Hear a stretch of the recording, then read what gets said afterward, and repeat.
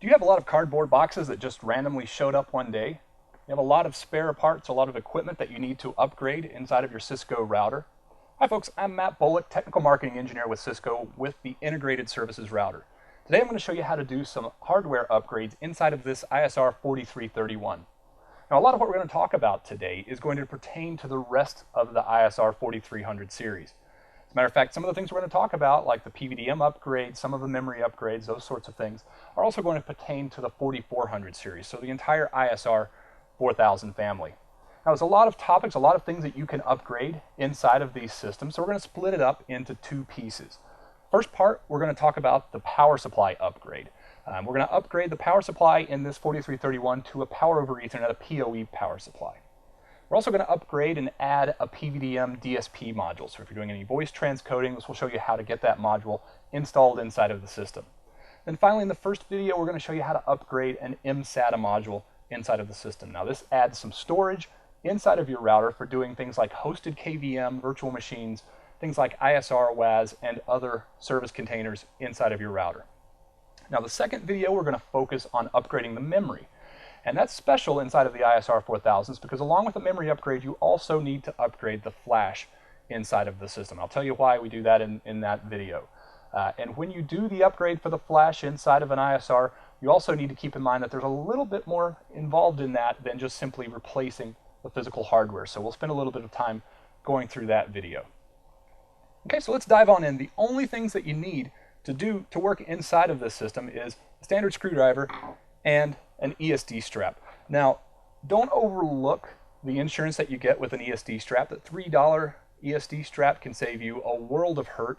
The one time out of 100 that you actually do zap a several $1,000 router, and it's one that you need to have up and running in by the end of the day. So take your time and focus on getting something like an ESD strap to protect you in that situation. Now, as far as experience is required, all you really need to be able to be comfortable with is doing simple memory upgrades in something like your personal computer. So if you can upgrade the memory in a PC, you should be fine with working inside of an ISR. So as long as you've got the power removed, you've got the system turned off, we can break into this bad boy and start working inside.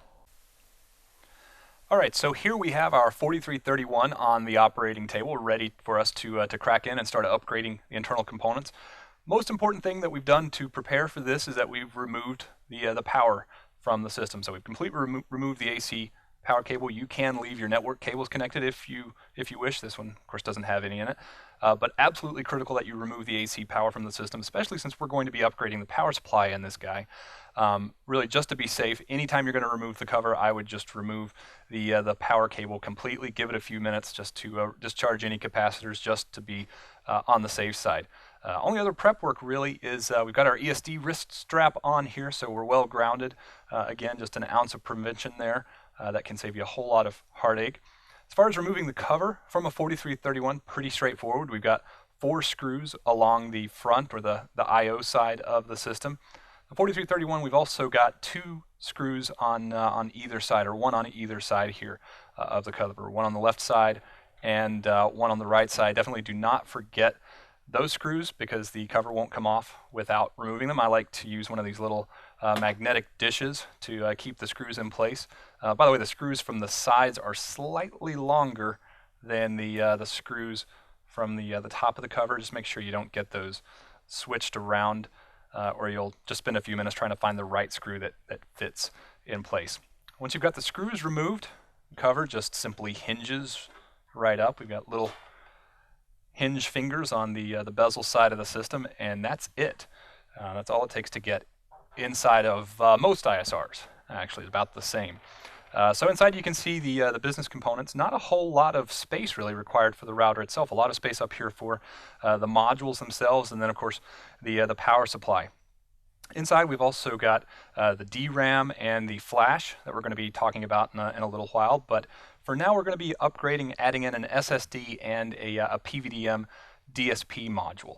You've also got your CPU components, your system fans, those sorts of things that are there as well. So let's get started by upgrading an internal SSD drive. This is an mSATA physical format SSD that goes inside of the system. Inside of the box, you've got a couple of little screws. Don't lose these guys. You absolutely have to have those. And then you've got the actual SSD itself. This is a 200 gig SSD, an MSATA format, physical format SSD. They come in other capacities. This one just happens to be the largest that we sell, 200 gigs. It goes right inside here. It just basically goes in at an angle and then levers down. It won't stay in place without the screws, which is why they're so important. Absolutely have to have those. Why would you want an SSD? Why would you want storage inside of your router? Well, it's there for a feature that we call service containers. A service container is basically a hosted application inside of your router. It's available on all of the ISR4000s and even the ASR1000s as well, although not all applications are available on the ASR. Basically, the most common application that you'll hear about is Cisco WAS for WAN optimization inside of the system. Cisco WAS is going to need some storage for doing things like data redundancy elimination, some caching, some drive caching inside of the system, and it can use this internal SSD. We also have SSDs in the NIM form factor, the network interface module, that would go in one of these 2 or in some cases 3, depending on the router slots, and those can provide storage as well.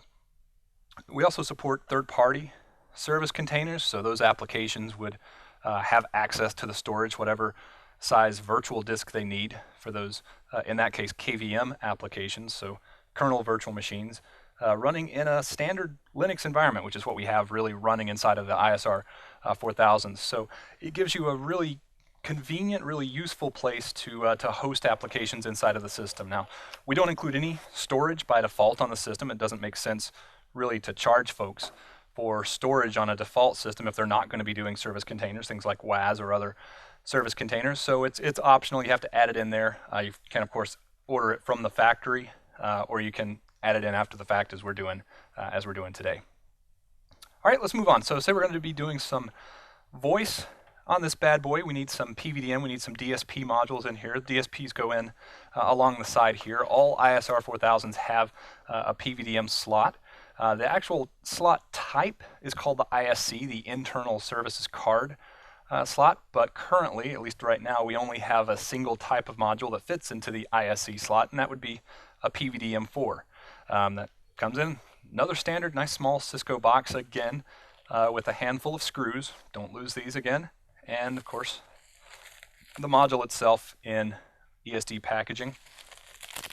Same as before. We've just got a module here that's going to install in its dedicated slot and then just basically screw down. So this is, if you're familiar, if you've been around ISRs for a while, this is a different form factor than we had previously with the PVDM3s and PVDM2s before. A little bit of trivia, this is actually the same digital signal processor, the same DSP used on here that we used on the PVDM3s in the previous generation ISR G2s. This is just a different form factor. It's a smaller, squarer form factor because we can now put PVDMs, we can now put DSPs directly on the motherboard here.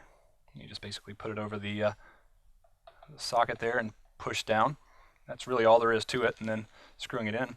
So we can put the same DSP here on the motherboard, or we can put that same DSP on an analog voice module, say an FXS, an FXO, similar type of module inside of the system. So when it's installed in those locations, we can do transcoding directly on the module. They can come bundled in with the module so that you order them with the DSPs already installed, or you can add them to the system here for doing things like conferencing and centralized processing. So you've got options in both locations there. This actually just happens to be a 64-channel DSP. They come in channels all the way up to, I believe, 256 channels, but they look exactly the same. The only difference is on the part number label that you see there. Okay, so those are the two major components that you can upgrade inside of an ISR, short of the memory and the flash. We'll get to that in the next video because that is a little more involved. Last but not least, we've got the power supply. Now this is a standard AC power supply inside of the system here. We're going to be upgrading this guy to a power over Ethernet power supply. So let's take a look at what we get in the box here. just going to sit this here. So inside of the box, we get a little bit of paperwork, which no one ever reads, and a cable. Not uncommon. You get this type of cable in a lot of ISR power supplies going back several generations.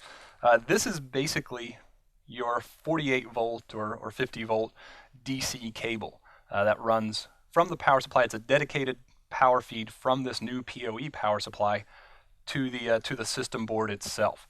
So this is actually going to be delivering the power over Ethernet power. The way that you know that you have a PoE power supply in the system is you have this cable. If you don't have this cable, then you don't have PoE. So inside of here we've got basically just a standard power supply, nothing too fancy here. But this is a higher capacity power supply that's also going to give us the 48 volts for PoE in addition to the 5 volts and the 12 volts to actually run the system. All right. So to remove the previous power supply, the installed power supply, the easiest way to do that, and really the only way to do that, is to remove the fans in the center of the system itself. These fans are pretty easy to remove. There's actually little, the edges are kind of hinged, and when you get in here you see exactly what I'm talking about. You just basically squeeze the sides of the fan and it pulls right out. You don't need to disconnect them from the cables or anything there. That's really all you have to do to get in there. Okay. Now to remove the power supply itself, there's only 2 screws that you really need to worry about, and they're directly below these little cutouts in the plastic cover. This plastic cover is here to keep you from touching any seriously dangerous components, electrified components, if there is a power cord connected. Of course, we've had the power cord disconnected here for a while, so we should be perfectly fine, just in case our screwdriver gets out of whack and accidentally touches something. We're not risking a short. So again, just 2 little screws here that you remove, and this is going to be unique to the 4331 itself. Different systems are going to have different power supplies. Everything I showed you earlier with the PVDM is completely applicable to all ISR4000s. The mSATA SSD is applicable to all 4300s. That's not available on the 4400s, unfortunately. That's simply more of a timing thing. The mSATAs just weren't available when we designed those platforms. And last but not least, of course, you want to remove the power cable that connects the power supply to the system. Okay. So that's it. That's the old power supply removed. New power supply installation, just as easy. It's just the exact opposite of that. You can see on this guy we also have 2 connectors here for the system power and the 48 volt PoE, whereas on the old non-PoE power supply it was just a single one there. Opposite. Slide that guy in, and then of course you can see that the screw holes line up when you're looking at this. Find my screws here. We've got the same 2 screws go back in, so don't lose those. Use your little magnetic tray if you have one.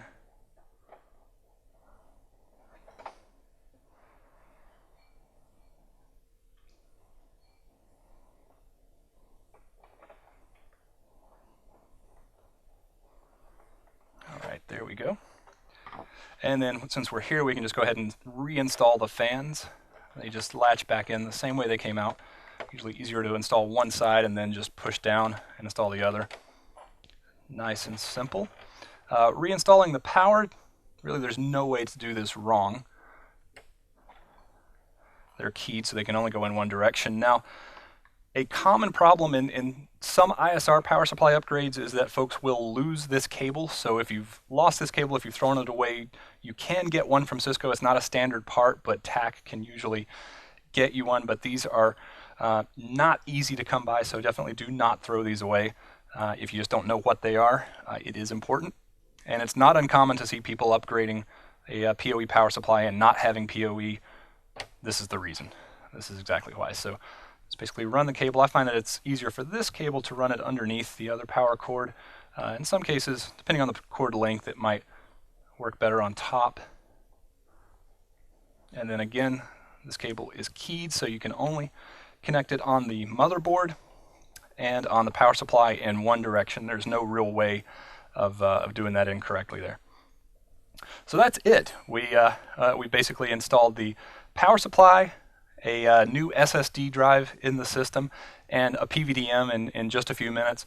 The next video, come back, we'll upgrade the DRAM and the system flash. That's it for now. Thanks for watching.